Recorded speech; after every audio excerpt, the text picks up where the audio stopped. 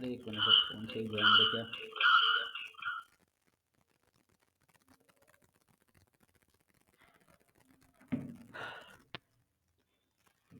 और भाई बताओ फिर कैसा रहा आप लोग का पेपर। पेपर तो इजी था पिछले वाले कंपटीशन में, है ना, बच्चे बता रहे थे बहुत सारे। बाकी क्या एक्सपीरियंस रहा, कोई बता सकता है अपना, जिन लोगों का जैसा हो। बताओ भाई शुभांकर, तुमसे स्टार्ट करते हैं। बताओ कैसी रही, कैसा रहा मतलब पेपर। सर पेपर इजी था सर। अच्छा पेपर इजी था। ओके। बस सॉल्व नहीं हो रहे थे सारे। हाँ तो सारे करने भी नहीं होते हैं ना, कभी टॉपर के 100 मार्क्स अभी तक नहीं आए जैम में, और 80s में भी सर नहीं गए। सारे तो नहीं, फिर भी मतलब जो इजी लग रहे थे वो भी नहीं हो रहे थे। अच्छा क्यों, पता नहीं सर।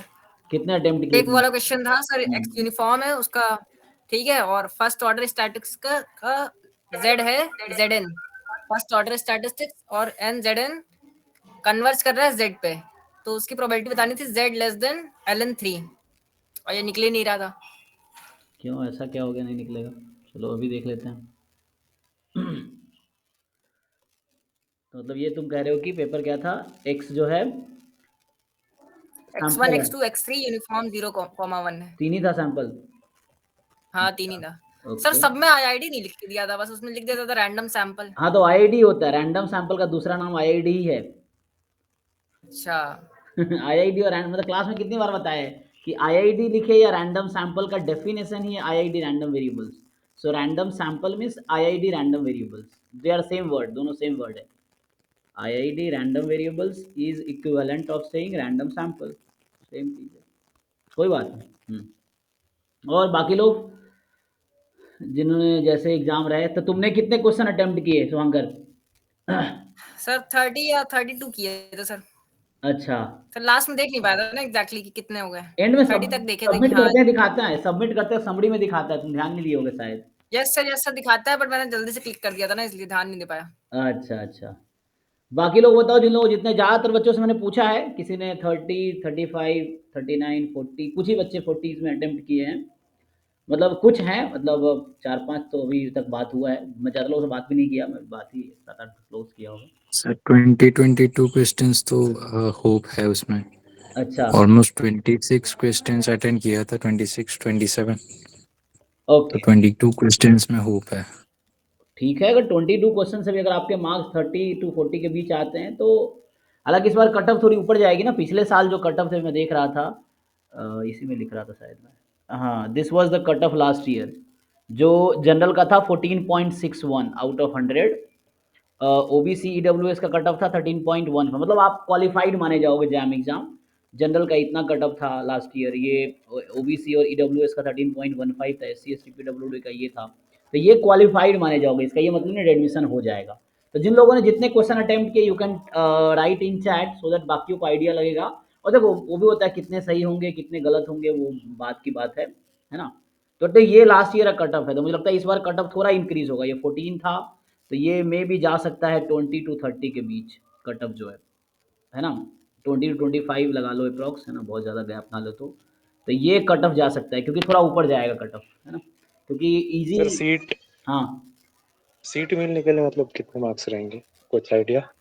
एडमिशन मार्क्स में नहीं, रैंक पे होता है, ठीक है, जैसे मान लो फर्स्ट रैंक करके इस बार मार्क्स अगर मान लो रहे 70 फॉर एग्जाम्पल। एग्जैक्टली। हाँ अब suppose the first rank is on 70 marks, 70 पे फर्स्ट रैंक है, तो उसके हिसाब से लेवलिंग होगी।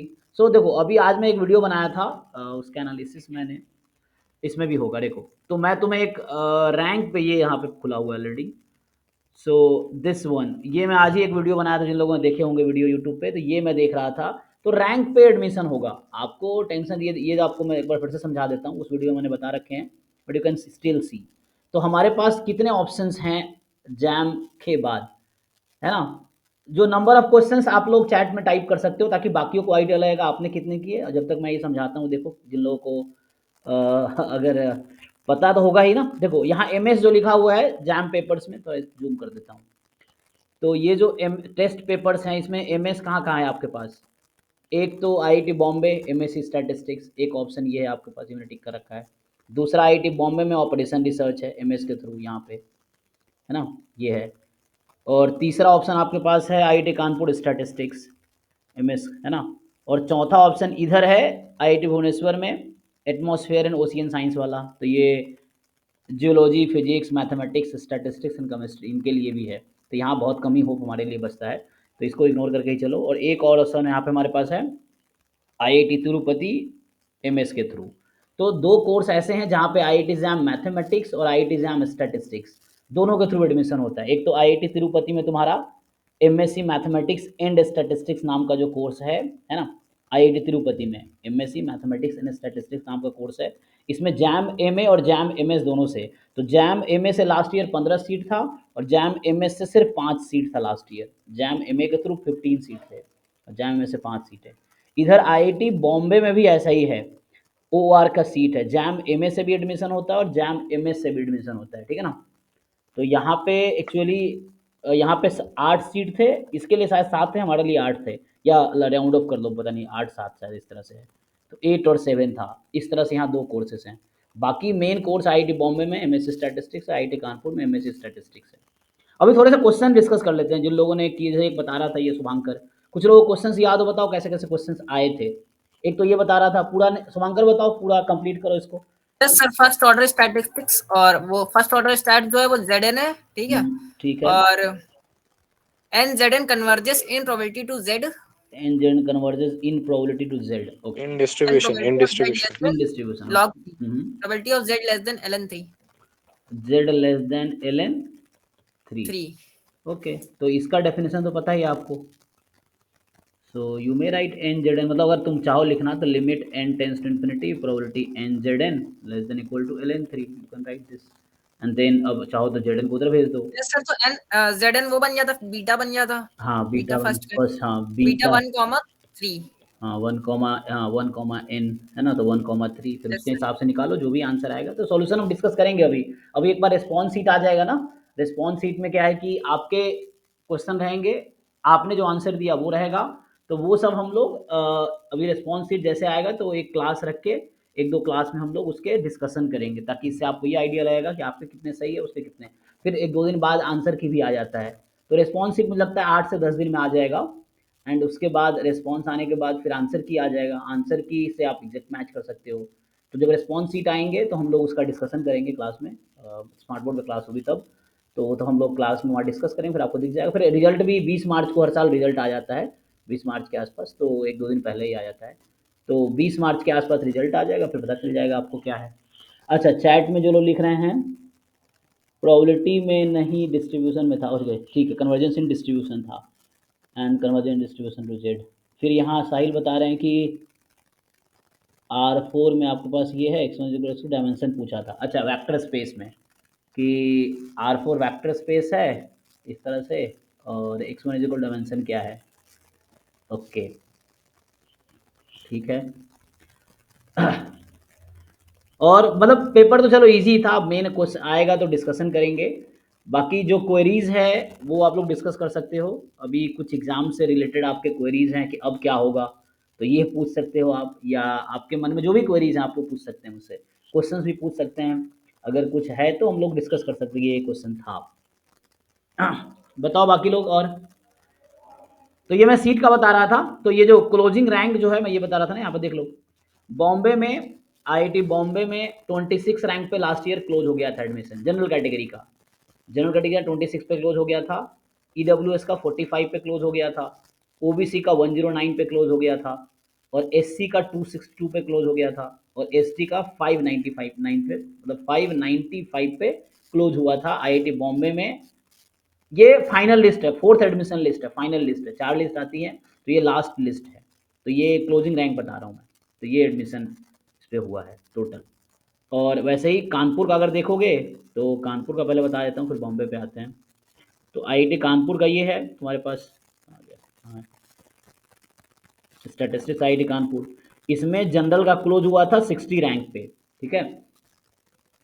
ईडब्ल्यूएस का क्लोज हुआ था 79 रैंक पे, 79 रैंक का वो लड़का मयूरेश, हमारे यही था मयूरेश, हाँ। सो 79 रैंक क्लोज हुआ था ईडब्ल्यूएस के लिए। फिर 172 रैंक ओबीसी के लिए, 172 रैंक पे क्लोज हुआ था। तो हालांकि 172 रैंक पे लास्ट ईयर जो मार्क्स थे ये अराउंड 32 के आसपास था, 32 ईयर्स 32 था, ठीक है ना, 32 या 33 मार्क्स था, 172 रैंक जिसका था उस पे ओबीसी कैटेगरी के लिए। फिर एससी के लिए 406 रैंक पे एडमिशन हो जाएगा, एसटी के लिए 728 है, इस तरह से, है ना। अच्छा, आदित्य कुछ बता रहे, क्वेश्चन था कि जी बराबर एक्स माइनस 1000, अच्छा जी जो है एक्स माइनस और x plus 1000 with x follow standard Cauchy, और फिर आपसे पूछ रहा है कि कोई बता दो किसी का आंसर याद है इसका। कॉची था, प्रोबेबिलिटी पूछा था, 1/n⁻³ समेसन जी लेस देन 2। देखो चैट में जिन लोगों को आंसर अगर आप लोगों ने जो किए हो तो बता दो क्या आंसर आया था। 0 लिखा था अभिजीत ने, ओके। हाँ बताइए, डिस्कस कर सकते हो आप किस क्वेश्चन का क्या आंसर है। एट द एंड अभी रिस्पॉन्स आने के बाद और क्लियर होगा, आंसर के आने के बाद और क्लियर होगा। यस अभिजीत, आपकी आवाज़ क्लियर नहीं है, बहुत साउंड आ रहा है, मुझे लगता है आप ट्रैवल कर रहे हैं। आई थिंक ट्रैवल कर रहे हैं।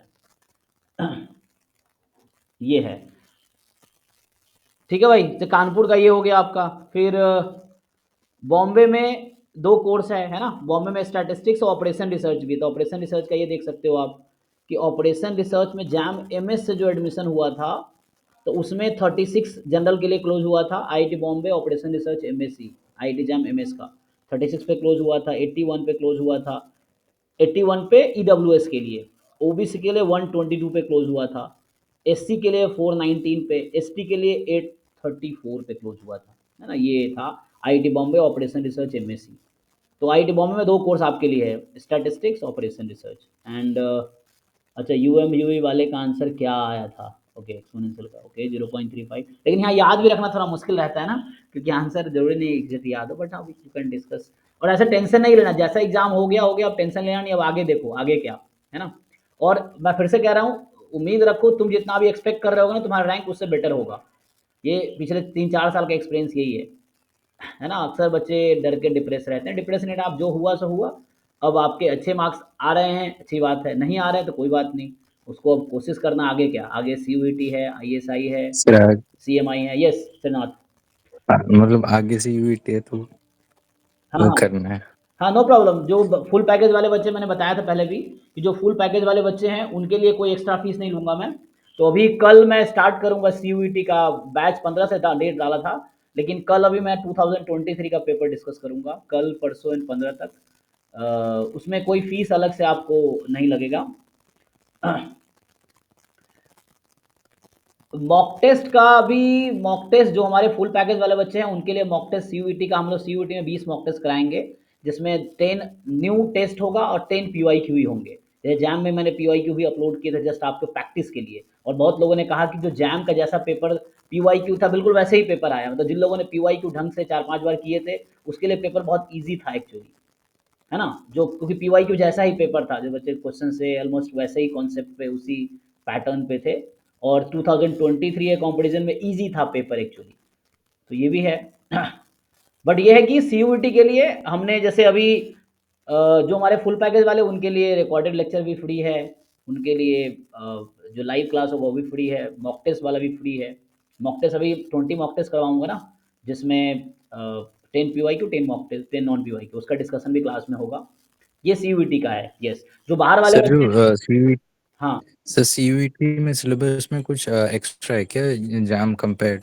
यस, आई थिंक एक टॉपिक है डिजाइन ऑफ एक्सपेरिमेंट, तो वो थोड़ा डिटेल में डिस्कस कर सकते हैं। आई थिंक एक टॉपिक है। यस, सो सीयूईटी का जो सिलेबस है पर चेंज तो हुआ नहीं है, तो उसमें अब एक, सर कुछ देखा था कि 2² 2³ फैक्टोरियल या कुछ ऐसे कुछ देखा था सिलेबस में लास्ट। किसके सिलेबस में, सीयूईटी के? नहीं नहीं सीयूईटी, हाँ नहीं नहीं नहीं, क्या बात कर रहे हो, let me open. So see sir you, ये उसकी बात कर रहे हैं, डिजाइन ऑफ एक्सपेरिमेंट में जो 2 फैक्टोरियल अच्छा डिजाइन अच्छा, होता हाँ है। यस यस यस, याद आया, टू स्टोर, हाँ हाँ वही मैं बात कर रहा हूँ। ओके ठीक है यस। वही कुछ तो ऐसे कुछ। यस यस, मैं समझ गया, वो डिजाइन ऑफ एक्सपेरिमेंट का एक्चुअली उसमें है। Yes, 2 square design, 2 cube design, इस तरह से अलग अलग डिजाइंस हैं। तो यहाँ जाके आप सिलेबस डाउनलोड कर सकते हो, you can download, let's download. तो स्टैटिस्टिक्स में जाना है एंड किसी को कुछ क्वेरी हो चैट में लिख सकते हो या मुझसे पूछ सकते हो। प्रोबेबिलिटी से बहुत क्वेश्चन था, अच्छा मतलब इस बार एस्टिमेशन से कम था, प्रोबेबिलिटी से ज़्यादा था, है ना। रैंडम वेरिएबल और प्रोबेबिलिटी के क्वेश्चन ज़्यादा थे देन एस्टिमेशन।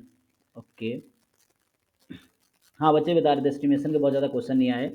जो राव ब्लैकवेल हो गया, लेमन सेफी में बहुत ज़्यादा वो नहीं था। एक एक्सपोनेंशियल का क्वेश्चन था ना, बता रहा था बच्चा कि एक्सपोनेंशियल लैम्डा था आई थिंक, तो लैम्डा का यूएम भी पूछा था, है ना।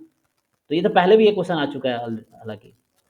स्टैटिस्टिक्स निकल गया क्या हमारा, स्टैटिस्टिक्स, ये रहा ना स्टैटिस्टिक्स, देखो statistics. So this is the syllabus of statistics CUET. अच्छा एक्स बार आ रहा था, हाँ हाँ यस। तो वो डिपेंड करता है मीन क्या था, है ना, उसके हिसाब से। जैसे एक्स बार का मीन अब वहाँ लैम्डा है या 1/λ है, उसके हिसाब से। ओके 1/λ के लिए था, फिर एक्स बार हो जाएगा। अगर मीन 1/λ होगा तो। सो देखो ये जो CUET है आपके पास, ये कोड है आपके स्टैटिस्टिक्स का। और देखिए ये एग्जाम के बारे में, the question paper will have 75 questions, all question will be based on subject specific knowledge. मतलब पिछले बार एप्टीट्यूड भी था, जैसे गेट में पहले 10 क्वेश्चन एप्टीट्यूड के रहते हैं, वैसे ही CUET में लास्ट ईयर पहले 25 क्वेश्चन एप्टीट्यूड के थे, फिर अगले 25 क्वेश्चन मैथ के, फिर उसमें 50 क्वेश्चन स्टैट्स के, ये अराउंड था। और रफली आइडिया बोल रहा हूँ मैं। तो ये है, लेकिन यहाँ पे बोल रहा है कि सारे क्वेश्चन आपके सब्जेक्ट के ही होंगे। और क्या होंगे, मैथमेटिक्स में सीक्वेंस सीरीज जो जैम में ऑलरेडी है, डिफरेंशियल कैलकुलस जो जैम में ऑलरेडी है, इंटीग्रल कैलकुलस जैम में ऑलरेडी है, मैट्रिसेस जो जैम में ऑलरेडी है, डिफरेंशियल इक्वेशन थोड़ा नया है। तो वो मैंने जो फुल पैकेज वाले बच्चे हैं उनके डिस्क्रिप्शन में एक ऑलरेडी लिंक हमने ऐड कर दिया है जो CUET बैच का है। तो वहाँ मैंने डिफरेंशियल इक्वेशन भी पढ़ाए हैं और इधर डिजाइन ऑफ एक्सपेरिमेंट भी पढ़ाया है लास्ट ईयर। हालांकि बहुत डिटेल में नहीं पढ़ाया डिजाइन ऑफ एक्सपेरिमेंट, बट इतना कराया कि क्वेश्चन हो जाएगा, जो पहले क्वेश्चन थे वो हो जाएगा। अभी मुझे फील होगा तो मैं थ्योरी भी पढ़ा दूंगा। अभी 1 महीने है हमारे पास ना, डेट तो आया नहीं CUET का, तो 1 महीने है, तो मैं एक बार डिजाइन ऑफ एक्सपेरिमेंट दोबारा थ्योरी पढ़ा दूंगा इसका, सैम्पलिंग डिजाइन ऑफ एक्सपेरिमेंट का और इधर डिफरेंशियल इक्वेशन का, है ना। मैथ्स मेरा ज़्यादा स्ट्रॉन्ग पोर्सन है दैन स्टैटिस्टिक्स, क्योंकि मैंने मैथ्स में ना बहुत साल ग्रेजुएशन मैथ्स में किया है, मास्टर भी मैथ्स में किया है ना, BSc MSc मैथ्स में मेरा, फिर MSc PhD स्टैट्स में, तो दोनों अब तो इक्वली हो गया है। तो वैसा है, तो उसमें कोई दिक्कत नहीं है। तो डिफरेंशियल इक्वेशन भी पढ़ा दूंगा अगर जरूरत पड़ी तो। हालांकि रिकॉर्डेड लेक्चर्स है, उसमें पढ़ा रखा है मैंने, पिछले साल के रिकॉर्डेड लेक्चर है, जो कि बाकी लोगों के लिए 1000 रुपये में बेच रहा हूँ मैं। तो ओके, सो एनीवे सिलेबस पे आते हैं। तो डिफरेंशियल इक्वेशन इज न्यू, जो लोग जैम वाले बच्चे थे सिर्फ डिफरेंशियल इक्वेशन आपके लिए न्यू है, जो नहीं था जैम के सिलेबस में। डिस्क्रिप्टिव स्टैटिस्टिक्स एंड प्रोबेबिलिटी, थोड़ा सा डिस्क्रिप्टिव स्टैटिस्टिक्स आपके लिए जैम के सिलेबस के बाहर का है। एक तो डिफरेंशियल इक्वेशन बाहर का है, दूसरा यहाँ पे मेजर ऑफ सेंट्रल टेंडेंसी, जो बचपन में आप पढ़ते थे ना, how to find mean median mode of data, measure of dispersion kurtosis, ये रैंडम वेरिएबल का नहीं है, डेटा का है। रैंडम वेरिएबल का हमने जैम में कवर कर रखा है ये सब, कि how to find mean variance और मीडियन, ये सब हमने क्वांटाइल क्वार्टाइल कवर किए हैं। लेकिन ये डेटा पॉइंट के लिए बात कर रहा है आपसे, है ना। ये जो नया है आपके पास, जो डिस्क्रिप्टिव स्टैटिस्टिक्स है, is new in CUET than JAM. ठीक है, आगे देख लो। रैंडम वेरिएबल वही है, ये बेसिक प्रोबेबिलिटी सेम है, स्टैंडर्ड डिस्ट्रीब्यूशन सेम है, जॉइंट डिस्ट्रीब्यूशन सेम है, एस्टिमेशन सेम है, हाइपोथेसिस टेस्टिंग सेम है, sampling and design of this is new. तो आपके लिए 3 टॉपिक न्यू है CUET में। क्या क्या है, एक तो हो गया आपका, ठीक है ना। सो जो CUET में है वो 3 चीज़ें नया है। एक तो आपके पास डिफरेंशियल इक्वेशन, दूसरा आपके पास डिस्क्रिप्टिव स्टैटिस्टिक्स। ये गुप्ता कपूर चैप्टर में पहला चैप्टर ही है शायद, गुप्ता कपूर की जो बुक है ना उसमें फर्स्ट चैप्टर ही है, आप ये देख सकते हो, डिस्क्रिप्टिव स्टैटिस्टिक्स फर्स्ट या सेकंड चैप्टर है। उसमें जो डेटा पॉइंट, वो जो हम लोग मीन मीडियन मोड निकालते हैं। और तीसरा टॉपिक आपका है sampling and design of experiment, sampling and design of experiment. और ये सारे टॉपिक ऑलरेडी कवर्ड हैं उसमें हमारे, किसमें, जो CUET का रिकॉर्डेड लेक्चर है, ठीक है ना, जिसका लिंक आपके डिस्क्रिप्शन में है फुल पैकेज वाले ग्रुप में, ठीक है। तो उसमें देख सकते हो जो फुल पैकेज वाले, बाकी लोग खरीदना चाहो 1000 रुपये में खरीद सकते हो रिकॉर्डेड लेक्चर। और मॉक टेस्ट का हमने अलग से, CUET का जो मॉक टेस्ट है and PYQ live, mock test और PYQ लाइव जो होगा उसका हमने 1500 फीस रखा है अलग से। तो PYQ and mock test live discussion होगा अभी कल से लेके CUET एग्जाम तक, उसका 1500 रुपये फीस है। रिकॉर्डेड लेक्चर का 1000 रुपये फीस है, तो टोटल जिसको है 2500 पड़ेगा। और ये हमारे जो फुल पैकेज वाले बच्चे थे जिन्होंने 7500 दिए थे एग्जाम में मुझे, उसके लिए फ्री है दोनों, मॉक टेस्ट भी और रिकॉर्डेड लेक्चर भी, ठीक है ना, दोनों फ्री है।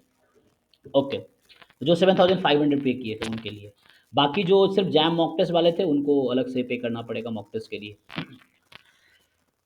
क्योंकि वो आईडी डीएक्टिवेट हो जाएगी अभी आपको, और CUET का एक्सेस नहीं मिलेगा। तो ये फुल पैकेज वालों के लिए फ्री था। एनीवे, तो ये CUET का डिस्कशन था जो आपके।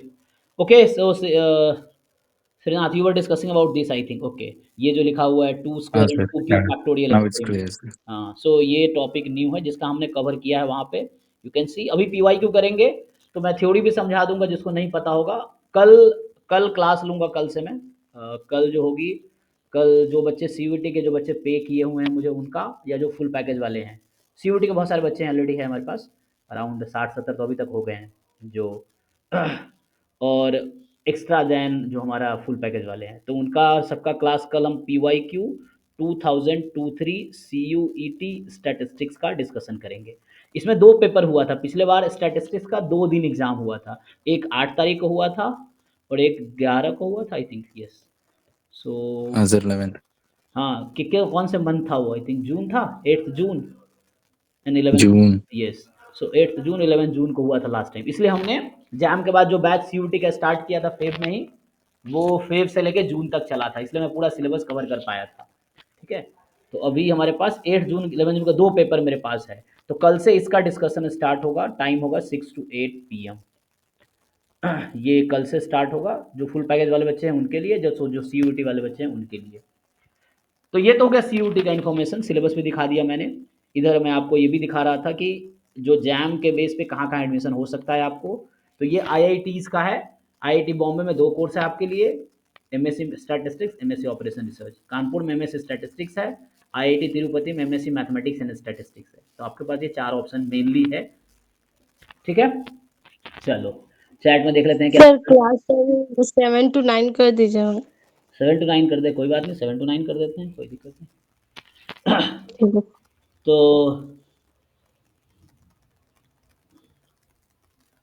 इसमें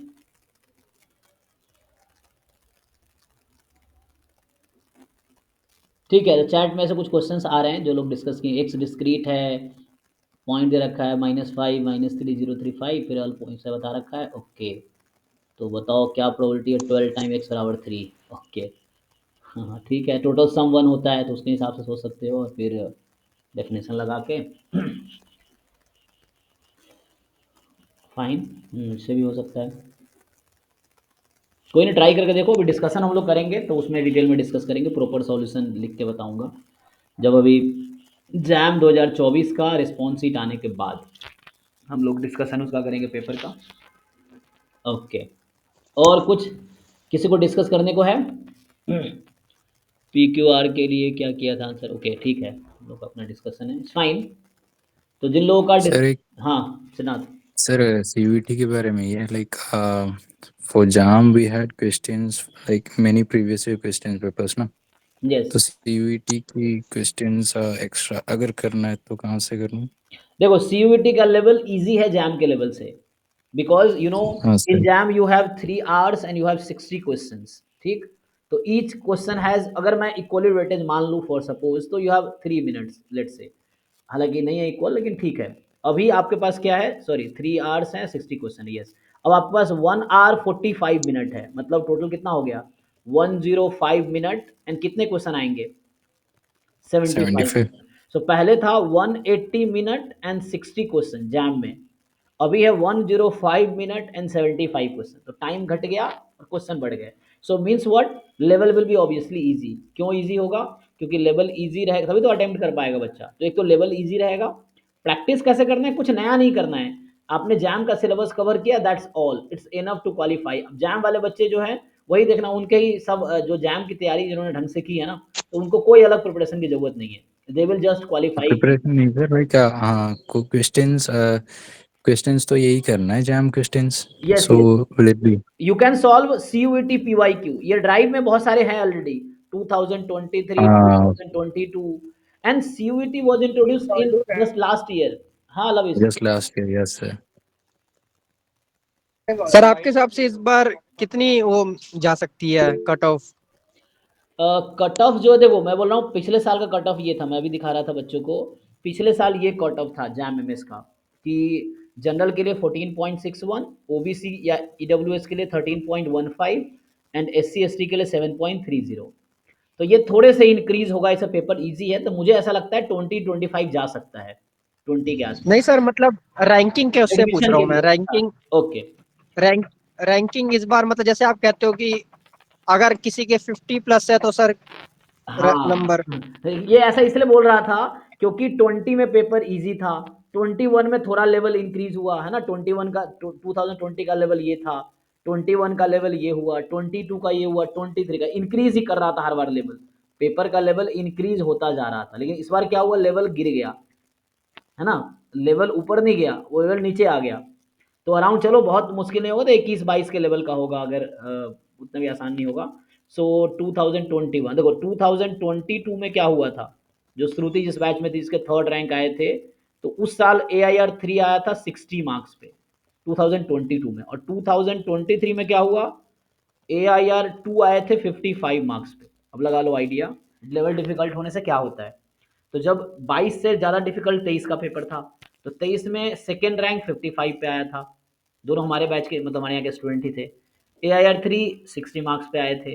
तो इस बार क्या होगा, अब फर्स्ट रैंक अराउंड उस समय भी 65 या था, यहाँ 59 था अराउंड, मतलब ले लो मतलब लाइट। तो इस बार अगर AIR मान लो आता है 70 पे, लेट्स से कि AIR1 आता है 70 मार्क्स पे, तो उसके हिसाब से रैंकिंग होगी फिर, तो ये 22 वाला सीनियर हो जाएगा लगभग। तो उस केस में फिर मुझे जहाँ तक लग रहा है 70 के आसपास जाएगा फर्स्ट रैंक वाले, क्योंकि पेपर इजी था ना, तो 60 to 70 में फर्स्ट रैंक वाले जाएंगे। ये है जैसा पहले 22 में रहा है, 22 में AIR1 एक्चुअली 69 मार्क्स पे था 22 में, 2022 में, 2023 में AIR1 59 पे था। यस, ये एग्जैक्ट बता रहा हूँ, मुझे याद है, मतलब गेस नहीं कर रहा हूँ। ये AIR1 in 2022 was on 69 marks and AIR1 in 2023 was on 59 marks exactly।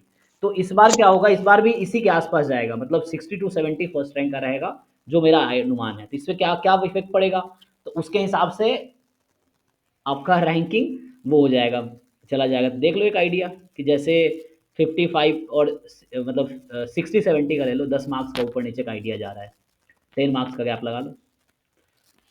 मतलब जैसे एग्जांपल के लिए पिछले बार 30 मार्क्स पे 190 रैंक था, तो हो सकता है इस बार की 35 to 40 मार्क्स वाले जो बच्चे होंगे उसका 190 रैंक होगा। समझ आ रहा है, ये होगा। सर एक क्वेश्चन पूछना था sir, normal divided by chi square रहता है तो वो क्या टी होता है या टी स्क्वायर होता है? नॉर्मल 0/chi² n/n रूट ये होता है ना, तो ये TN होता है, टी स्क्वायर नहीं, जस्ट टी।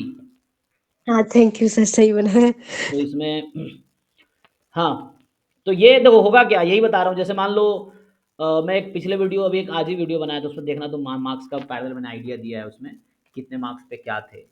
तो अराउंड 20 मार्क्स पे 370 रैंक था, ऐसा कुछ, ठीक है ना। तो I think you got the answer कि क्या होने वाला है। यस लविस, क्या होगा, थोड़ा सा रैंक, देखो एडमिशन रैंक पे होता है, still I am saying admission rank पे होगा, तो मार्क्स पे रैंक एडमिशन होना नहीं है। तो रैंक डिपेंड करता है आपके क्या आएंगे, और ये रिलेटिव है, रिलेटिव क्योंकि कंपेरेटिव है ये, कि बाकी के रेस्पेक्ट में बाकी कैसे परफॉर्म कर रहे हैं उसके हिसाब से आपके रैंक आएंगे, क्योंकि रैंकिंग में कोई कैटेगरी नहीं देखी जा रही है, ranking is just based on marks. तो मार्क्स आया, रैंकिंग हुआ। एडमिशन में रैंक आता है और कैटेगरी आता है, क्योंकि कट ऑफ जो एडमिशन के कट ऑफ बनते हैं वो कैटेगरी वाइज बनते हैं। जैसे अभी आपने देखे, मैं भी दिखा रहा था आपको कैसे डिफरेंस आता है, देख लो कि ये डिफरेंस आता है कि उसी बॉम्बे में जनरल वालों के लिए अंडर 26 रैंक लाना पड़ेगा, और अंडर 26 का मतलब है पिछले साल 26 रैंक पे मार्क्स था, किसी को आइडिया है बताओ? 46 पे 15 था रैंक, 46 मार्क्स पे 15 रैंक था, तो अराउंड लगा लो इसमें 40 या 42 रहा होगा, ठीक है ना। तो अभी 26 रैंक के लिए आपको कितने मार्क्स चाहिए इस बार बताओ? इस बार पेपर तो इजी था ना, तो मार्क्स तो बढ़ेंगे। तो अराउंड ये जा सकता है 40 के आसपास, 40 to 45 ये है। पिछले बार है ना 45 मार्क्स से 15 रैंक थे 46 मार्क्स पे, ये 26 रैंक की बात कर रहा हूँ, तो यहाँ हो सकता है आसपास 45 के आसपास 26 रैंक बने। ये गेस है, एग्जैक्ट तो मैं नहीं बता सकता, एग्जैक्ट तो अभी रिस्पॉन्स आएगा, बच्चों के मार्क्स आएंगे, फिर जाके वो पता चल जाएगा। ओके 55, अच्छा 45 सेफ जोन हो सकता है। हाँ मुझे ऐसा लग रहा है कि जो जंप होगा ना रैंक का, वो 10 आसपास का जंप रहेगा। जैसे फर्स्ट रैंक पिछले बार 59 मार्क्स पे था, तो इस बार मुझे ऐसा लग रहा है कि 70 के आसपास रहेगा फर्स्ट रैंक, जंप 10 नंबर का जंप होगा, क्योंकि पेपर इजी है तो ज़्यादा बच्चे अटेम्प्ट किए, तो ज़्यादा अटेम्प्ट किए तो मार्क्स जाएंगे। रैंक वैसे ही एडमिशन, अच्छा यहाँ पे कोई ज़्यादा इफेक्ट नहीं पड़ना, मैं फिर बोल रहा हूँ, आप ये याद रखो, इस पे बहुत ज़्यादा इफेक्ट नहीं पड़ना है। जैसे 26 मार्क्स तक रैंक तक एडमिशन हुआ बॉम्बे में, तो इस बार ज़्यादा होगा 30-35 तक चला जाएगा, ये है। अगर थोड़े आगे पीछे जाएगा एग्जैक्ट नहीं होगा।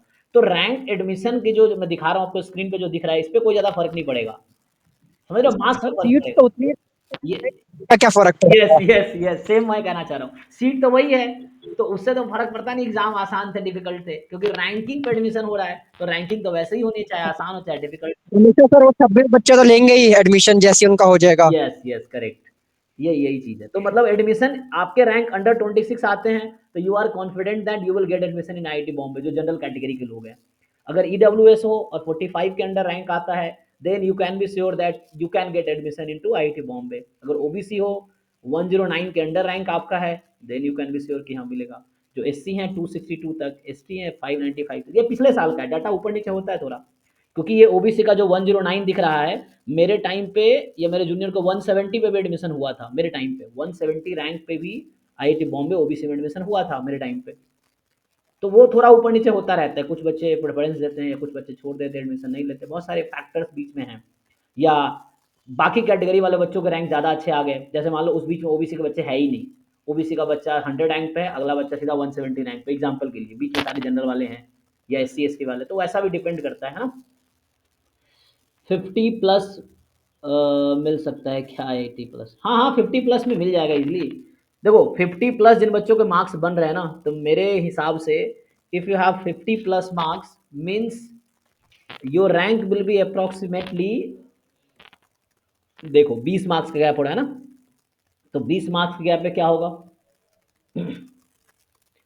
यही तुम्हारा रैंक 30 के अंदर होगा, मैं बोल रहा हूँ 30 के अंदर, बिलो 30 होगा, ये ज़्यादा ज़्यादा ऊपर जाएगा तो बिलो, हाँ बिलो 30 होगा। 50 प्लस वाले बच्चे बिलो 30 रैंक रहेंगे, ये है, ठीक है ना। जिनके 50 प्लस मार्क्स है रैंक भी बिलो 30, क्योंकि ऊपर बहुत कम बच्चे होते हैं। यहाँ पता है कैसा डेटा बनता है कि बीच में बहुत ज़्यादा बच्चा है, शुरू में बहुत कम बच्चे हैं, बीच में बहुत ज़्यादा बच्चा है, फिर बाद में बहुत कम बच्चे हैं, ये है, तो ऐसा वाला सीन है। समझ रहे हो मैं क्या कहना चाह रहा हूँ, कि जैसे अगर मैं मार्क्स का ऐसे बनाऊँ तो इधर डेंस रहेगा, बीच में डेंस रहता है, बीच में बहुत ज़्यादा बच्चे होंगे, इधर इक्के दुक्के होंगे, इधर इक्के दुक्के होंगे, मतलब मान लो मैं लगा लूँ कि 50 प्लस और इधर 0 से 20, तो 0 से 20 में ऐसे रहेगा, ज़्यादातर बच्चा ना 25 to 35 में रहता है, ये है, ज़्यादातर बच्चों के मार्क्स होंगे 25-35 होंगे, इस तरह से है। फिर डेंसिटी कम होती चली जाती है।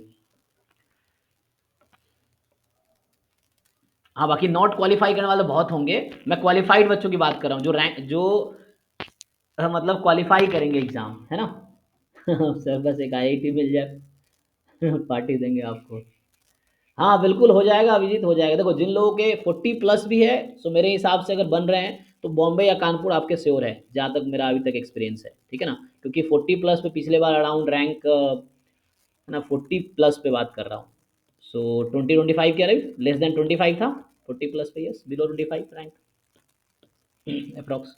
या मुझे एग्जैक्ट भी देख के बता सकता हूँ मैं, इसमें कोई मुझे वो नहीं है, तो एग्जैक्ट हमने बनाए थे ना अभी डेटा एक, तो एग्जैक्ट देख के बताऊंगा तो फिर से।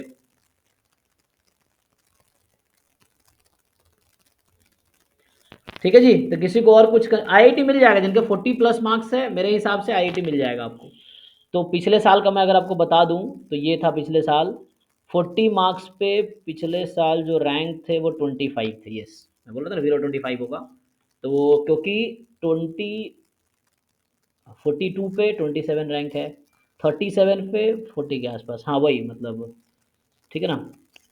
सर इस साल कट ऑफ थोड़ा ज्यादा होगा ना? यस वही बोल रहा हूँ, मेरे को लगता तो है। यस जैसे एग्जांपल के लिए 40 मार्क्स पे लास्ट ईयर रैंक था 26 लेट्स से, ठीक, तो इस बार 40 मार्क्स पे रैंक होगा 35 के करीब, मैं ये बोलना चाह रहा हूँ, ये है, मार्क्स सेम है लेकिन रैंक ऊपर जाएगा क्योंकि बच्चों के रैंक मार्क्स ज़्यादा आ रहे हैं ना, तो ये चीज़ें हैं। या मैं बोलूँ कि 26 रैंक जिस बच्चे का होगा इस बार, उसके मार्क्स ज़्यादा होंगे 40 से, मे बी 45 के करीब लगा लो, ऐसा। सर वो वाली रैंक बताइए जो हम लोग की आने वाली है सर। सर इतनी तो ये लग रहा है। नहीं आ जाएगी, अरे हो जाएगी, मतलब वो अभी तो रिस्पॉन्स आएगा, ऐसे अंदर डर रहता है, सबके अंदर अभी डर होगा, लेकिन ये सारे डर दूर हो जाएंगे, अभी ये रिस्पॉन्स आएगा तो आपको लगेगा कि हाँ हो जाएगा, क्योंकि बहुत ज़्यादा बच्चा है नहीं ना। अच्छा, ओबीसी के लिए आईआईटी बॉम्बे, तो देखो लास्ट ईयर का मैं दिखा ही रहा था, आईआईटी बॉम्बे ओबीसी के लिए बिलो 109 रैंक चाहिए, कानपुर के लिए बिलो, ये तो ओआर बॉम्बे का है ना, हाँ बॉम्बे का ओआर, कानपुर के लिए 172 रैंक तक एडमिशन हुआ है, ठीक है ना, कानपुर में ओबीसी को 172 तक एडमिशन हुआ है। अच्छा, ओबीसी के लिए कितना, फरवरी एंड तक रिस्पॉन्स सीट आ जाती है, यस आ जाएगी, यस फरवरी एंड तक पहले आ जाएगी, पिछले बार 18-20 तारीख को ही आ गई थी, पिछले बार एग्ज़ाम था, मतलब हर बार सेकेंड संडे को जैम एग्ज़ाम होता है, तो अभी 11 को ना, पिछले बार शायद 12 या 13 को था, तो उसके हिसाब से 20 फरवरी को आ गई थी रिस्पॉन्स, पिछले बार 20-21 फरवरी को, हाँ 20 को, तो सर 170 कितने पे था, मतलब कितने नंबर पे था रैंक? पिछले साल 172 रैंक था 30 नंबर पे, 1 मिनट, 30 या 27 नंबर पे, एक देख लेता हूँ, एग्जैक्ट देख लेता हूँ, रुको, मेरे पास वो डेटा ऑलरेडी है पिछले साल के, तो 172 जो है,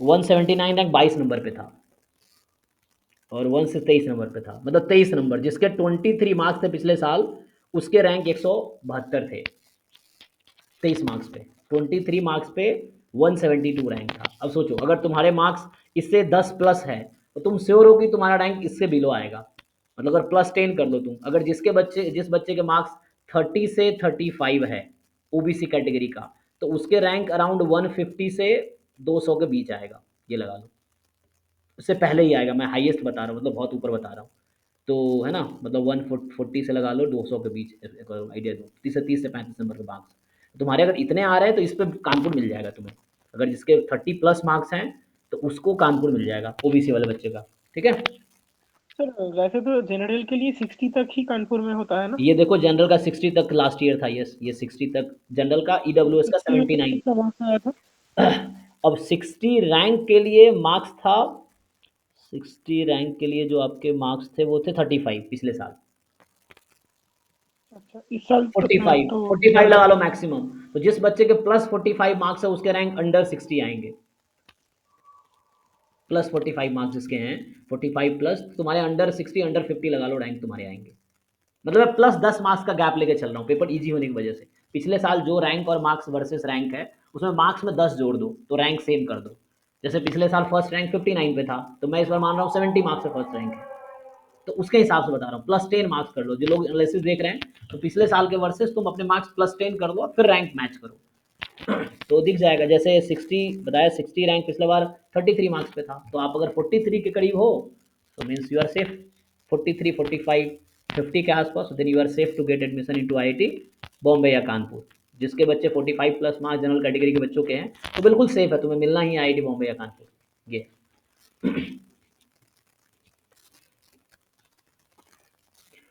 है ना। बाकी जो छोटे छोटे ऑप्शंस हैं आपके पास, बॉम्बे वाला ओआर वाला, बॉम्बे ओआर में 36 पे हालांकि क्लोज हो गए, लोग लेते एडमिशन नहीं है, तो 36 पे ही क्लोज हो गया, 36 रैंक पे, क्योंकि ज़्यादा बच्चा जाता नहीं है।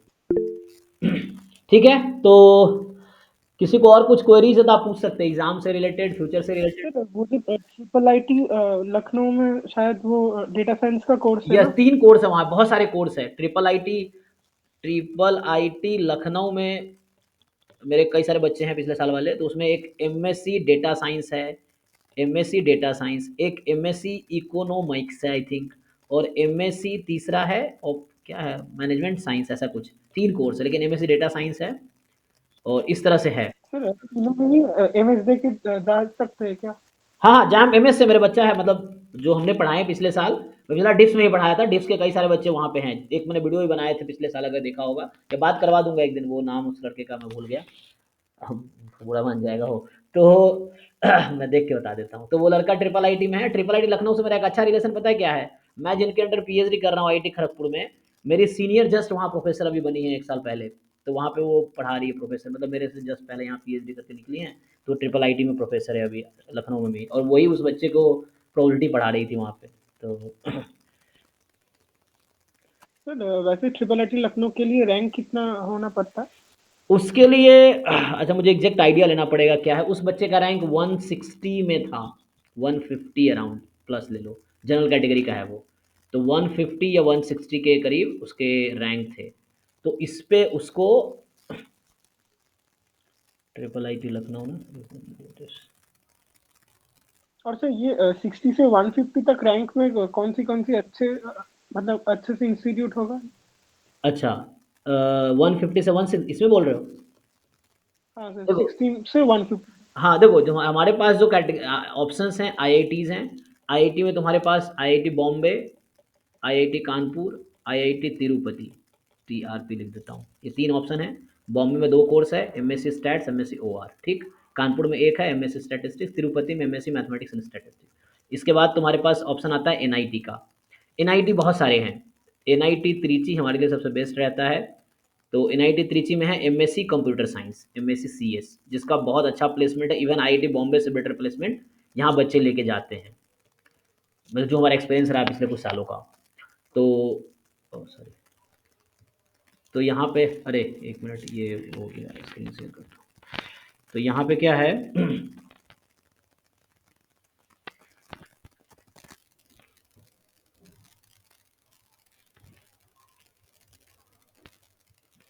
तो क्या क्या इंस्टीट्यूट है मैं अगर पूरा बता देता हूँ, जो इंस्टीट्यूट कौन कौन से हैं जहाँ तुम अभी जो जैम के रैंक पर एडमिशन कहाँ ले सकते हो। तो जैम के रैंक पे एक तो आईआईटीज़ हो गई, ये 3 आईआईटीज़ हैं, 4 कोर्स हो गए। एनआईटी में एनआईटी त्रिची है जहाँ पे एमएससी कंप्यूटर साइंस है। एनआईटी दुर्गापुर है, एनआईटी मेघालय है, एनआईटी बहुत सारे एनआईटी है। लेकिन दिक्कत ये है, ये लोग कोर्स ऑफर करते हैं एमएससी इन मैथमेटिक्स। इनका कोर्स है एमएससी प्योर मैथमेटिक्स, लेकिन एडमिशन जैम एमएस के थ्रू भी होता है, ठीक।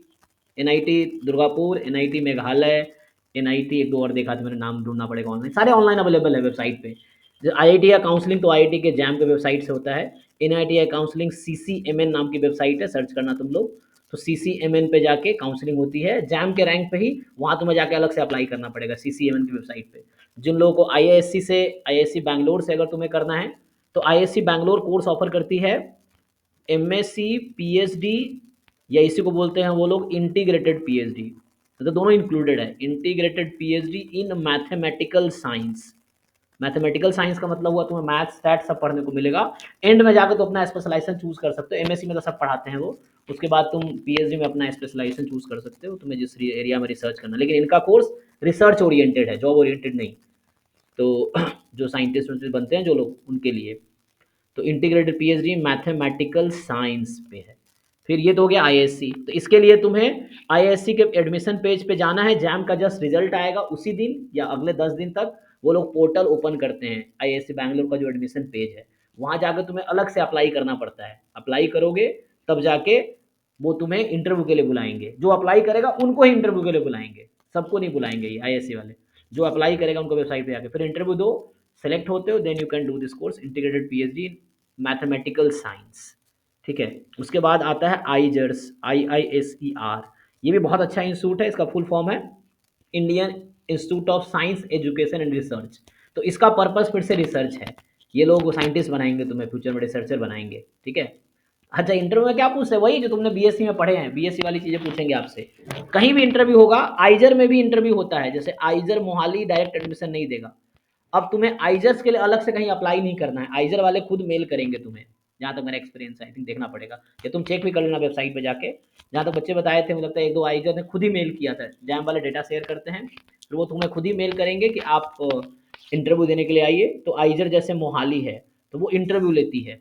आइजर भोपाल है, तो ये आइजर भोपाल जो है आपके पास, वो डायरेक्ट एडमिशन ऑफर किया था पिछले साल। वो लड़का था हर्ष पारेख, यस। तो उसको आइजर मोहाली से डायरेक्टली, वो जनरल कैटेगरी का था और उसके रैंक आई थिंक 200 में था, प्लस था शायद। तो उसको इसमें मिला था। आइजर मोहाली भोपाल वालों ने सीधा मेल किया था कि एडमिशन डायरेक्टली ले सकते हो आप। अगर किसी को कॉन्टैक्ट नंबर चाहिए मैं शेयर कर दूंगा, डिटेल में बात कर लेना। वो हर्ष नाम है, वो अभी उसने हालांकि यहाँ एडमिशन लिया नहीं, वो यूनिवर्सिटी ऑफ साउथ में कौन सा है जो अच्छा यूनिवर्सिटी स्टैट्स के लिए है, वहाँ से कर रहा है वो। मैं भूल गया, मतलब एक साउथ में जो स्टैट्स के लिए अच्छी यूनिवर्सिटी है, हैदराबाद यूनिवर्सिटी नहीं, दूसरा भी है एक। तो वहाँ से वो सेंटर मतलब CUT क्वालिफाई करके वो वहाँ से एमएससी कर रहा है। तो उसको आइजर मोहाली से भी ऑफर आया था, आइजर भोपाल से भी ऑफर आया था। तो ये है आइजर भोपाल मोहाली में इंटरव्यू देना पड़ेगा तुम्हें, ये भोपाल, और भी आइजर है, आइजर त्रिवेंद्रम, TVM केरला में है ये, त्रिवेंद्रम केरला है ना, वायनाड के पास है, तो वहाँ पे जाके सिर्फ स्टेट होता है क्या कहाँ पे आइजर्स में? किसी भी आई नहीं, यहाँ भी सेम कोर्स है, इंटीग्रेटेड PhD जो IISc में है, इंटीग्रेटेड PhD, ठीक है ना। ये सब लोग साइंटिस्ट बनाते हैं, मतलब साइंटिस्ट क्या, तुम PhD में क्या करते हो, रिसर्च करके तुम कोई आगे फर्दर रिसर्च, जो भी रिसर्चर है सब साइंटिस्ट है ना। तो ये जितने भी तुमने देखे होंगे जो साइंटिस्ट है वो सब कहीं ना कहीं वर्किंग भी रहते हैं। अब्दुल कलाम थे, APJ अब्दुल कलाम, हालांकि वो तो प्रोफेसर भी थे, हालांकि अन्ना यूनिवर्सिटी चेन्नई में उस समय जब वो, मतलब बहुत सारे लोग जो हैं, तुम न्यूटन को जानते होगे या आइंस्टीन को जानते होगे, ये सब प्रोफेसर थे। जितने वैज्ञानिक है तुम नाम जानते हो, चाहे साइंस फिजिक्स में, केमिस्ट्री में, मैथ में हो, ये सब प्रोफेसर ही थे। तो प्रोफेसर और साथ में रिसर्च करते हैं, तो ये साइंटिस्ट भी हैं, प्रोफेसर भी हैं, इस तरह से। सर कोई आइजर्स मतलब अपना एग्जाम भी कंडक्ट करवाते हैं क्या? जी जी जी, इनका एग्जाम भी होता है अपना अलग से भी, इनके वेबसाइट पे जाकर करना पड़ेगा। इंटीग्रेटेड PhD इन मैथमेटिकल साइंस, ये फिर से वही कोर्स ऑफर करते हैं, इंटीग्रेटेड PhD इन मैथमेटिकल साइंस या मैथमेटिक्स। तो IISc या आइजर्स इंटीग्रेटेड PhD ऑफर करते हैं। अच्छा, ये सरवीर पूछ रहे हैं IAS आइजर में MSc PhD में स्कॉलरशिप, यस यस, आपको MSc के दौरान भी वहाँ स्कॉलरशिप मिलता है। एज आई थिंक शुरू में आई थिंक 6,000 या 6 से 10,000 के बीच का फेलोशिप है, और PhD में कहीं भी करोगे तो PhD में आपके फेलोशिप 40,000 के आसपास है। मतलब अभी इंक्रीज हो गया है, तो पहले 3 PhD ऑफिशियली 5 साल का है, तो पहले 3 साल तक आपको मिलते हैं 37,000 पर मंथ, और अगले 2 साल मिलते हैं, पहले 3 साल और अगले 2 साल मिलते हैं 42,000 पर मंथ, ठीक है ना। तो ये फेलोशिप PhD की रहती है। आपको इसमें 9 to 5 रिसर्च करना होता है दिन में, मतलब लैब में जाके, या हम लोग मैथमेटिक्स बैकग्राउंड के हैं तो हमारा पेन पेपर से ही काम होता है, मतलब नए नए थ्योरम्स और ये सब बनाने हैं, थ्योरीज को आगे बढ़ाना होता है ना। सो नए नए टॉपिक जितने हैं, तुम देखते हो राव ब्लैकवेल का नाम तुम लोग क्यों जानते हो, क्योंकि ये रिसर्च कर रहे थे, इन्होंने नया थ्योरम बनाए। तो वैसे हम लोग जो है यही काम करते हैं, रिसर्च में नए नए थ्योरम्स बनाते हैं, ठीक है। HRA भी होता है, यस। अगर आप हॉस्टल में रहोगे तो आपको HRA नहीं मिलेगा। जैसे मैं हॉस्टल में भी जो देख रहे हो, ये हॉस्टल का कमरा IIT खड़गपुर का, तो हॉस्टल में भी रह सकते हो, और नहीं बाहर रहोगे तो HRA मिलता है। उनका HRA फिक्स रहता है, किसी का जो भी आपका फेलोशिप है उसका 20%, 25%, 50% शहर के हिसाब से, टायर 1, टायर 2, टायर 3 जैसा सिटी है उसके हिसाब से, ठीक है ना। सर कोई ऐसी NIT है जिसमें MSc स्टैटिस्टिक्स है? नहीं, कोई NIT MSc स्टैटिस्टिक्स ऑफर नहीं करती अभी तक, जितनी मेरी जानकारी है उसके हिसाब से। तो आपके लिए लास्ट ऑप्शन बचता है IIIT, IIIT। एक तो IIT था, Indian institute of technology, IIIT का फुल फॉर्म है Indian institute of information technology, है ना। तो IIIT बहुत सारे इंडिया में है, तो एक लखनऊ है जो एडमिशन लेती है आपका जैम के थ्रू, जैम MS के थ्रू। IIIT लखनऊ में MSc डेटा साइंस में है, MSc इकोनॉमिक साइंस है, MSc मैनेजमेंट साइंस है, इस तरह 3 कोर्स है वहाँ पे। यहाँ भी हमारा बच्चा है, किसी को और चाहिए डिटेल तो मैं शेयर कर दूंगा, वो रैंक भी बता देगा तुम्हें, तुम्हें वो अपना रैंक भी बता देगा, और कैसे कैसे बाकी बच्चों को क्या रैंक थे, एडमिशन थे, अभी कोर्स कैसा है, प्लेसमेंट कैसा है, क्योंकि ये नया कोर्स है, ये लास्ट ईयर ही शुरू हुआ। IIIT लखनऊ पहली बार लास्ट ईयर एडमिशन लिया जैम MS के थ्रू, अभी तुम लोग जाओगे दूसरी बार, दूसरा बैच होगा, ये चीज़ है। इसके बाद तुम्हारे पास ऑप्शन बचता है CMI का, जिसका अलग से एंट्रेंस देना पड़ेगा, ISI का, जिसका अलग से एंट्रेंस देना पड़ेगा, और कुछ एग्जाम रह गया, CUET का, है ना, जिसका तुम्हें अलग से एंट्रेंस देना पड़ेगा। ये है CUET, ISI, CMI। Sir CMI में स्टैटिस्टिक्स से रिलेटेड कोर्स है? CMI में MSc डेटा साइंस कोर्स का नाम है। इसका भी नाम सुना है कि प्लेसमेंट अच्छा है, लेकिन इसकी फीस बहुत ज़्यादा है, 2 लाख पर सेमेस्टर फीस है, पर सेमेस्टर 2 लाख की फीस है, मतलब 8 लाख आपको 2 साल में खर्च होंगे। इस साल और भी बढ़ा दिया बढ़ा दिया क्या? अच्छा, 10 लाख हो गया। हाँ, है वही ना, फीस बहुत ज़्यादा है, लोन दे देते हैं ना, शायद लोन दे देते हैं वो लोग, वहीं पे लोन दे देंगे, बाद में आप जॉब के बाद पे कर सकते हो, बट फीस बहुत ज़्यादा है। ऐसा IIT में फीस नहीं है, IIT बॉम्बे या कानपुर जाओगे तो एक सेमेस्टर की सब मिला के 50,000 खर्चा है, मतलब सब मिलाने का मतलब रहना, खाना, पढ़ाई लिखाई सब मिला के तुम्हारा वहाँ पे, हॉस्टल का भी, एजुकेशन फीस भी सब मिला के 50,000 के राउंड ऑफ जाता है एक सेमेस्टर का। तो 2 साल का फीस मतलब कितने हो गए आपके, 2 लाख रुपए हो गए 4 सेमेस्टर का। और उसमें मजे की बात ये है, तुम इंटर्नशिप अगर तुम्हें लग जाती है IITs में तो 2 महीने में 2 लाख कमा लोगे। तो जो 2 साल में तुम खर्च करोगे वो तुम्हें 2 महीने जो समर वेकेशन होगा तुम्हारा 1 साल के बाद, फर्स्ट ईयर कंप्लीट करके सेकेंड ईयर में जाओगे। जैसे अभी का जो समय है, अभी क्या फरवरी चल रहा है ना, तो जो बच्चे लास्ट ईयर एडमिशन लिए उनका इंटर्नशिप लग रहा है, तो वो इंटर्नशिप करेंगे कब? तो इंटर्नशिप लाइक जॉब, मतलब जॉब का ट्रायल है, समझ लो कि ट्रायल ऑफ अ जॉब। तुम कंपनी में जा रहे हो, 2 महीने काम कर रहे हो, तुमने अच्छा काम किया तो वहीं पे पीपीओ मिल जाता है, प्री प्लेसमेंट ऑफर। तुम्हें प्लेसमेंट में बैठने की ज़रूरत ही नहीं है।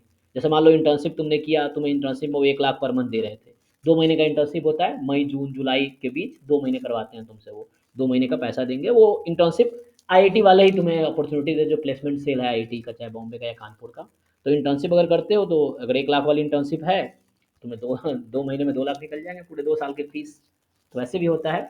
और अगर तुमने अच्छा काम किया तो पीपीओ मिल जाता है। पीपीओ में क्या है कि जस्ट तुम्हें कोई प्लेसमेंट नहीं बैठना, वही बता देते कि ठीक है तुम्हारा भाई 20 लाख का पर एनम होगा, if you want you can continue with us after your MSc.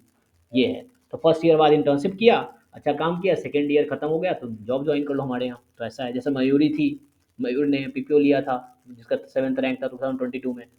तो वो उसका पहले इंटर्नशिप था, बाद में उसको पीपीओ मिल गया। आई थिंक 19-20 लाख का था। ये है।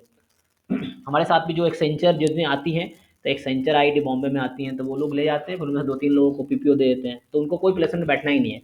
मतलब पहले से जॉब पक्की है। फर्स्ट ईयर खत्म हुआ, इंटर्नशिप किया, फर्स्ट ईयर के बाद ही तुम्हें जॉब तुम्हारे पास है, तो तुम्हें कोई सेकेंड ईयर में आराम से लोग मस्ती करते हैं फिर। ठीक है ना। तो ये तो हो गया। तो ऑप्शंस क्या क्या हैं? CUET, ISI, CMI, triple IT, IISERs, IISc, NIT, IIT. ये आपके पास ऑप्शंस हैं अभी। और किसी कुछ रह गया तो कोई बता सकते हैं बाकी लोग। तो ये कुछ इन्फॉर्मेशन था। जैम का एग्ज़ाम जैसा भी हुआ, बहुत लोगों का अच्छा भी हुआ है, कुछ ही लोगों का खराब हुआ, मुझे कुछ ने बताया नहीं खराब हुआ, क्योंकि सबके पेपर इजी थे, सब लोग अच्छा ही किए हैं।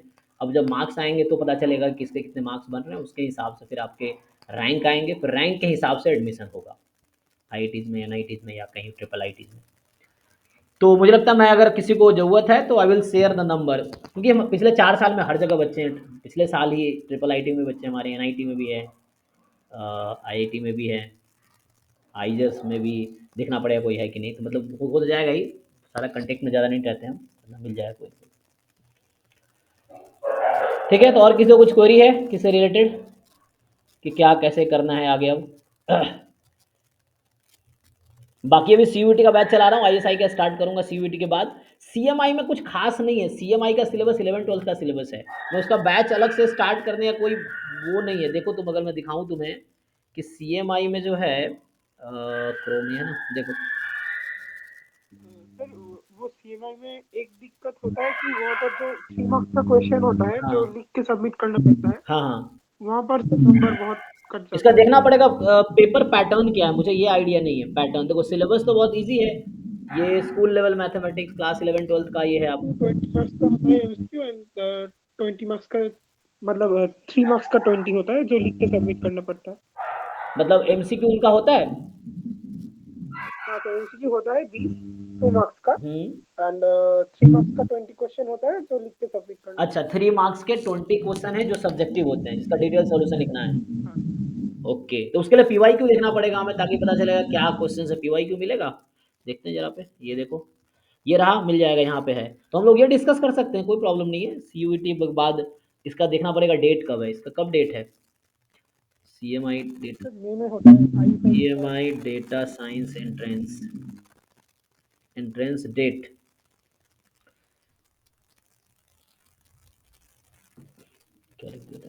तो 19 मई को है इस बार, ठीक है ना। 19 मई को 2 बजे, 2 बजे से 2 से 5 होगा।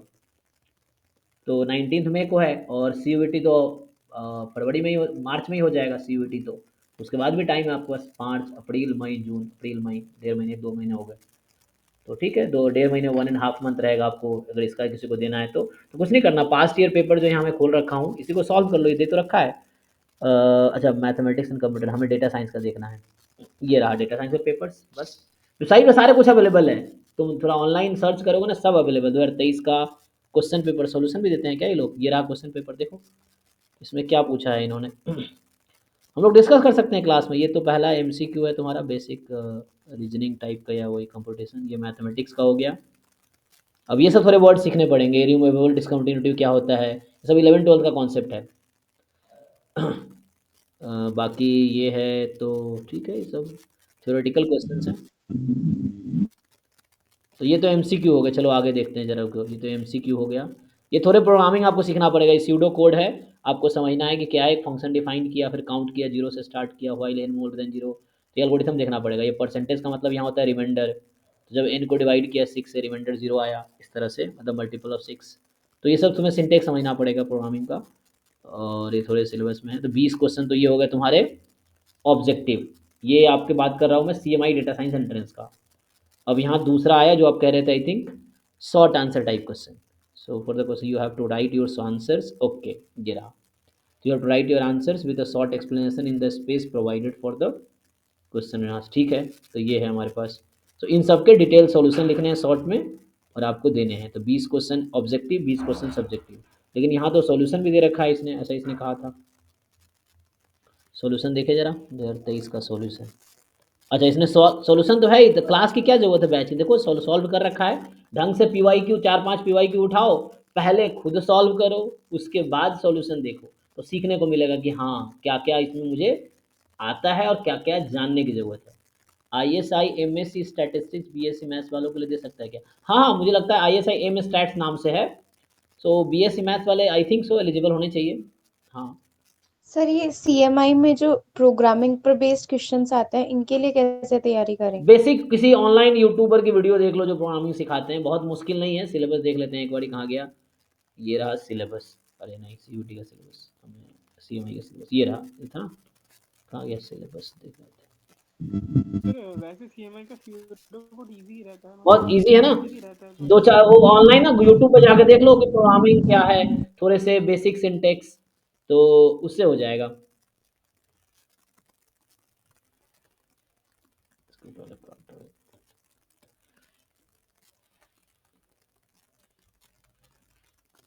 अरे यार रुको, सारे कैंसिल हो गया। तो ये था हमारे पास, ये कैंसिल हो गया ना। बट देखो CMI का बैच निकालने की जरूरत नहीं मुझे। तुम्हें क्या करना है, सिलेबस तुम्हें आता ही, बस जो PYQ इनके वेबसाइट पे ऑलरेडी है, सॉल्व पेपर्स, उन पे जाओ और उसको सॉल्व करो, बाद में सॉल्यूशन देखो। डाउट है तो डिस्कस कर सकते हैं हम लोग, डाउट क्लास रख सकते हैं। तो डाउट क्लास जो हम रखते थे वो डाउट क्लास रख सकते हैं हम लोग, ठीक है ना। अच्छा, ये जो सचिन पूछ रहे हैं, यस सचिन आई थिंक, क्योंकि यहाँ पे एक प्रोफेसर है अभी, यहाँ पे खड़गपुर में ही प्रोफेसर है, उनका नाम है बनर्जी सर हैं, उसका नाम भूल गया मैं। तो वो जो हैं उन्होंने ISI से ही पहले इन्होंने M स्टैट्स किया, B स्टैट्स किया था, फिर M मैथ में किया है। मतलब स्टैट्स में ग्रेजुएशन है, मैथ में मास्टर्स ISI से ही है, तो ऐसा है अलाउड। क्योंकि उनसे मेरी बात हो रही थी, हम लोग लंच पे मिले थे तो बता रहे थे ऐसा। ठीक है ना। और उनकी वाइफ है, उन्होंने वहीं से I think B stats M stats किया है। वो आलिया यूनिवर्सिटी में प्रोफेसर है, जो सयानी जानती भी है, सयानी जो क्लास में रहती है, क्योंकि वहीं से MS की है। तो इस तरह से है। और कुछ क्वेरी रह गया आप लोगों का? तो CMI के लिए जो लोग कह रहे थे सो जाते, आप देखो एक बारी पेपर देखो, यहाँ पे ऑलरेडी है पेपर आपके पास और सॉल्यूशन भी साथ में है, ट्राई कीजिए। डाउट क्लास रखेंगे, डाउट क्लास रखेंगे तो भी हो हाँ हाँ, वही कह रहा हूँ, पहले आप सॉल्व कीजिए, फिर हम लोग डाउट डिस्कस कर सकते हैं। सॉल्यूशन है, पहले खुद कीजिए। हर PYQ को मॉक टेस्ट मान लो, मॉक टेस्ट मान के सॉल्व कर दो, फिर काउंट करो कितने हुए, फिर उसको आंसर की से मैच करो, फिर आप जो फंस गया एक बार फिर से ट्राई कर लो। उसके बाद पहला अटेम्प्ट तो आपने मॉक टेस्ट दिया, दूसरा अटेम्प्ट एनालिसिस हो गया, फिर तीसरे अटेम्प्ट पे मेरे साथ डिस्कस करो जो नहीं हो रहा है वो, वैसे। सर पर इनके सब्जेक्टिव क्वेश्चंस बहुत डिफिकल्ट होते हैं, हाँ मतलब CMI और ISI के। यस, लेकिन इस मतलब देख के ऐसा लगता है पता नहीं क्या पूछ लिया। राइट, अब सही कह रहे हैं। लेकिन इससे फायदा ये है कि इसमें कोई उतना ज़्यादा स्कोर भी नहीं करता है। सब्जेक्टिव में आप 1-2 क्वेश्चन सॉल्व कर लिए तो आपका सिलेक्शन हो जाएगा, क्योंकि बच्चा एक भी नहीं कर पाता। ये है जो आप कह रहे हैं। तो डिफिकल्टी का ये है, जैसे ये डिटेल सॉल्यूशन भी लिख रखा है इन्होंने, जो सब्जेक्टिव क्वेश्चंस हैं उसके डिटेल सॉल्यूशन भी है। तो आप यहाँ जाइए, इसको समझिए, पहले समझिए नहीं, पहले खुद कीजिए, बाद में जाके इनको देखिए क्या इन्होंने किया है, आपको ऐसा क्या नहीं आ रहा था जो सीखने की जरूरत है। यही मैं जामे बच्चों को कहता था कि PYQ अगर तुम खुद से कर पा रहे हो means you have a good level, ये चीज़ है। तो ये जैसे इन्होंने कर रखा है, लिमिट के क्वेश्चन हैं, अब ये लिमिट तो आता ही आपको, तो ये सब खुद इन्होंने कर रखा है लॉपटर लगा के, बस से हो जाएगा। तो पहले CMI के लिए बैच स्टार्ट नहीं कर रहा हूँ, इसके लिए जरूरत है नहीं बैच का, क्योंकि डिटेल सॉल्यूशन है अवेलेबल। PYQ करो, डिटेल सॉल्यूशन। ISI, हाँ ISI के साथ कर सकते हैं, कोई प्रॉब्लम नहीं। जब बच्चा ISI का कराएंगे, ISI बैच में CMI का भी PYQ डिस्कस कर लेंगे, ये कर सकते हैं हम लोग, कि बच्चे को मेहनत करना। सर तो ये जो मतलब रिकॉर्डिंग लेक्चर्स है, ये आप मतलब जब तक CMI और ISI के एग्जाम नहीं हो जाए तब तक मतलब जी रहने मिलेगा, बिल्कुल दीजिएगा। मिलेगा। जो भी बच्चे चाहे किसी भी बैच में थे, रिकॉर्डेड लेक्चर सबके लिए रहेगा जब तक आपके सारे एंट्रेंस नहीं हो जाते, उसके बाद भी रहेगा, कोई टेंशन नहीं। ये दिक्कत ये है ना, बच्चे शेयर बहुत, क्योंकि मुझे पता था लेकिन मैं हटाया नहीं, क्या परेशान बच्चों को करूँ, क्योंकि वीडियोज़ हमारे पास 400-500 बच्चे थे, लेकिन मैं तो देख ही रहा हूँ ना, मुझे व्यूज़ से पता चल रहा है कि लेक्चर कितने लोगों के पास जा रहे हैं, तो व्यूज़ 1000-1500 भी जग गए हैं, ये चीज़ें हैं ज़्यादातर, है ना। तो इस तरह से मतलब 1000 बच्चों के पास मेरे लिंक्स हैं ऑलरेडी, तो मेरा कोई दिक्कत नहीं है, एटलीस्ट फ़ायदा तुम लोगों का हो रहा है, तो मेरा क्या नुकसान है। कौन से मैं प्रोफेशनल टीचर हूँ जो करोड़ों कमाने हैं, मैं तो जस्ट एक खुद का हेल्प कर रहा हूँ, आप लोग का हेल्प कर रहा हूँ। मुझे कोचिंग फील्ड में हमेशा थोड़ी रहना, 2 साल का मार्केट है, मतलब 2-3 साल का मैं हूँ मार्केट में, उसके बाद मैं किसी आईआईटी में तुम्हें प्रोफेसर मिलूँगा, तो ये है। वो तो बस पढ़ा रहा हूँ एज ए हॉबी, पिछले 13-14 साल से पढ़ा रहे थे, तो उसी को कंटिन्यू कर रहे हैं, बस वो है। कोई ऐसा नहीं कि मुझे कोचिंग इंडस्ट्री बनानी है, कोई दिक्कत नहीं। ओके, ठीक है, और कोई क्वेरी हो गया तो रिकॉर्डेड लेक्चर रहेगा, जब तक है रहेगा, लिंक अगर हट जाते हैं तो दूसरा लिंक मिल जाएगा आपको, आप टेक्स्ट करोगे मुझे पर्सनली तो मिल जाएगा, जो पेड बच्चे हैं जो उन्होंने पे किया है फीस। ठीक है जी, तो I think that's all, and अभी के लिए टेंशन मत लो, आराम से सो जाओ और रेस्ट करो। कल से जो लोग जो भी एग्ज़ाम करना चाह रहे हैं, एक दिन ब्रेक ले सकते हो चाहो तो, और उसके बाद फिर अपना तैयारी शुरू कर दो जिस एग्ज़ाम का करना है। Start with the PYQ and syllabus. तो आप सीईटी का क्लास 15 से स्टार्ट करोगे? हाँ, 15 से करने वाला था, लेकिन मुझे भी ना खाली बैठना अच्छा नहीं लगता एक्चुअली, तो मैं कल से स्टार्ट करूँगा, कल 6 to 8 CUET 2, मतलब मुझे खाली रहना बहुत खराब लगता है। मैं पिछले 13-14 साल से हर इवनिंग में पढ़ाता रहा हूँ, तो मैं खाली खुद बैठता हूँ तो मुझे अच्छा नहीं लगता, इसलिए कल से CUET 2023 जो स्टैट्स का पेपर है उसका डिस्कशन स्टार्ट होगा 6 to 8 PM इवनिंग में। थोड़ा लेट हो सकता है, 6:30 to 8 कर दूंगा, बट ये है कि 6 to 8 का भी टाइम रखते हैं फिर, क्योंकि बाकी बैच भी तो है, मुझे वो भी मैनेज करना है ना अभी। 6 to 8 एक बैच है, 8 to 10 दूसरा है। ये दोनों टॉपिक तो एग्जाम में नहीं था, वो एनोवा डिजाइन वाला टॉपिक, हाँ, वो पढ़ाऊंगा मैं। वो सिर्फ कर दीजिए ना। हाँ, वो मैं वीडियो लेक्चर है, वहाँ से हेल्प ले सकते हो, नहीं तो मैं क्लास में पढ़ा दूंगा, ज़्यादा टाइम नहीं लगेगा। जब क्वेश्चंस आ रहा होगा तो पहले मैं थ्योरी पढ़ा दूंगा, फिर आपको क्वेश्चन करा दूंगा उसके बाद कि उस क्वेश्चन में क्या थ्योरी यूज हो रही है, तो थ्योरी पढ़ा के तो हम लोग क्वेश्चन कर लेंगे, तो ऐसे करके हो जाएगा, है ना। तो कोई भी एग्जाम की तैयारी करो, start with syllabus and PYQ, चाहे कोई भी एग्जाम हो दुनिया में, अभी दिए हो या पहले, सिलेबस है वो क्या है, पीवाईक्यू क्या है। पीवाईक्यू में देखो कितना तुम्हें आता है, कितना सीखने की जरूरत है, ये चीज़ है ना, कि कितना आता है, कितना सीखने की जरूरत है, बस यही है। ओके, तो कल हम लोग 6 to 8 में स्टार्ट करेंगे CUET 200 स्टैटिस्टिक्स का पेपर।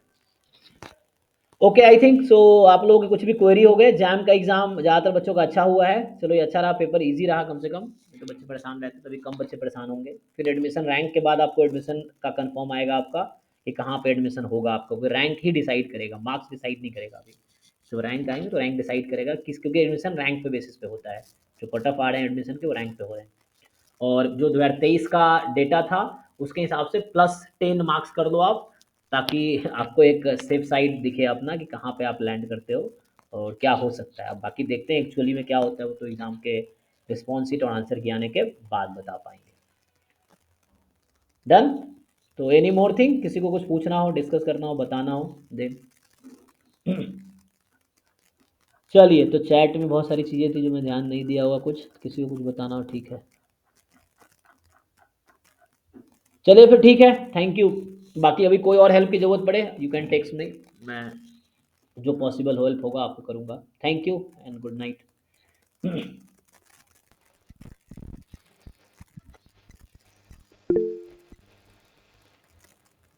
आदित्य कुछ कह रहे थे क्या, आवाज़ नहीं आई, पता नहीं। ओके।